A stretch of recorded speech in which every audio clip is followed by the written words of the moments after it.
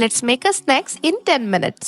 First একটা ফুলকপি নিব এবং এটাকে সুন্দর মতো কাটবো। কেটে এটাকে ছোট ছোট কিউব কিউব করব। তারপর পানিতে ভিজিয়ে রাখবো। একটা ফুটন্ত গরম পানিতে 1 চামচ লবণ দিয়ে ফুলকপিগুলোকে সেদ্ধ করব।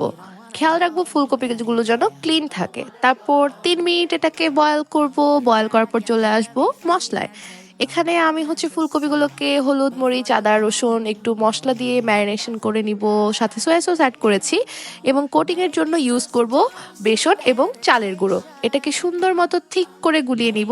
একটা প্যানে তেল দিয়ে এটাকে সুন্দর মতো কোটিং করে তেলটা গরম হলে সেটাকে তেলের মধ্যে দিয়ে দিব।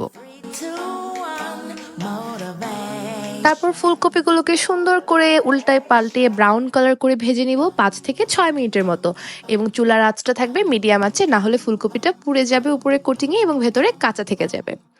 তারপর ফুলকপিগুলোকে একটা টিস্যুর উপর রেখে অয়েলটাকে স্টেইন করে নিব এবং সার্ভিং ডিশে ঢেলে সাথে একটু টমেটো কেচাপ দিয়ে খেয়ে নিব মজার মজার ক্রিস্পি ইয়ামি ফুলকপি পাকোড়া।